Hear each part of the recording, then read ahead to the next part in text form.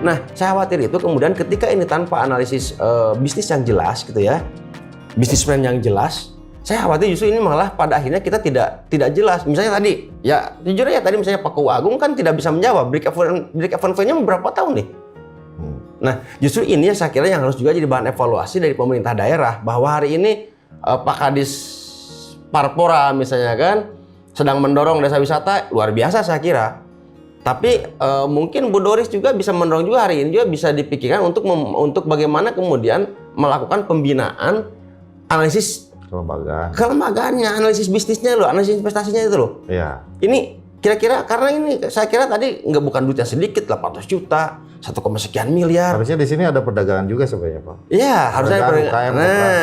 Nah, maksud saya itu, jadi saya menarik ke belakang lagi itu yang saya khawatirkan itu adalah justru ketika tanpa analisis bisnis yang jelas, analisis investasi yang jelas, itu tidak akan bertahan lama.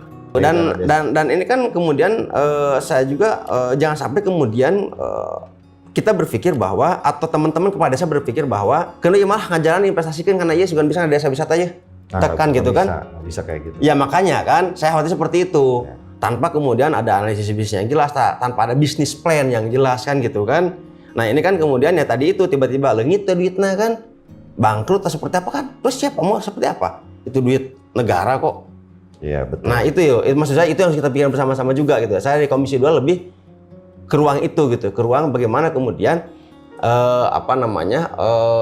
Bapak Ibu di dinas juga kemudian melibatkan tim itu untuk kemudian masyarakat bisa betul-betul dilatih, diajak membaca peluang bisnis yang ada di mereka, peluang wisata yang ada di mereka, jangka panjangnya seperti apa, jangka pendeknya seperti apa. Jangan sampai kemudian kita terlanjur menginvestasikan sekian uang, sekian anggaran, tapi tidak jelas. Itu saya khawatirkan, Pak. Saya boleh nanya dong misalnya ke Pak Yudi, emang udah balik berapa dari 1,4 miliar sampai tahun ini?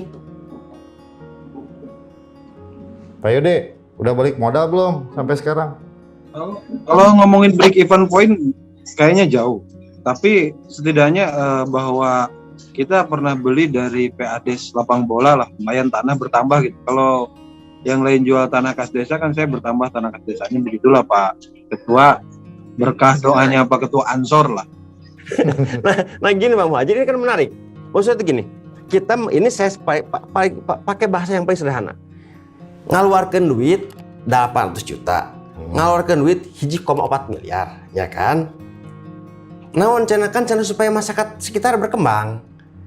Hanya supaya BMH bisa dagang didinya kan, Mang Udin bisa ngiluan parkiran, kan gitu-gitu aja kan. Sementara ini yang 1,4 miliar, ya aku makan ya, aku mau mulangkeunana. Karena ini harus kembali dong.